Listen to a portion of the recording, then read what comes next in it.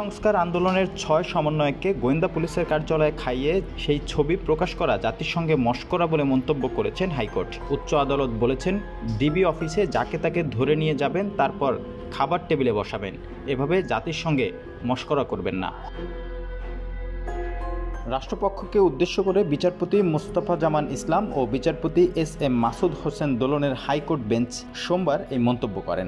এর আগে রোববার ওই সমন্বয়কদের সঙ্গে এক টেবিলে বসে নাস্তা করার কয়েকটি ছবি ফেসবুকে পোস্ট করেন অতিরিক্ত পুলিশ কমিশনার মোহাম্মদ হারুনুর রশিদ। ক্যাপশনে হারুন লিখেন, কোটা সংস্কার আন্দোলনের প্ল্যাটফর্ম বৈষম্য বিরোধী ছাত্র আন্দোলনের সমন্বয়করা নিরাপত্তায় ভুগছিলেন, তাই ওদের ডিবি কার্যালয়ে এনে তাদের সঙ্গে কথা বললাম। তিনি আরও লিখেন, কী কারণে নিরাপত্তাহীনতায় ভুগছেন, ওদের কথা শুনে শিক্ষার্থীদের নিরাপত্তা নিয়ে আমাদের নানা পরিকল্পনার কথা জানানোর পর তাদের উদ্বেগ দূর হয়েছে। শিক্ষার্থীদের নিরাপত্তা নিশ্চিত করতে টিম ডিবি ডিএমপি বদ্ধপরিকর।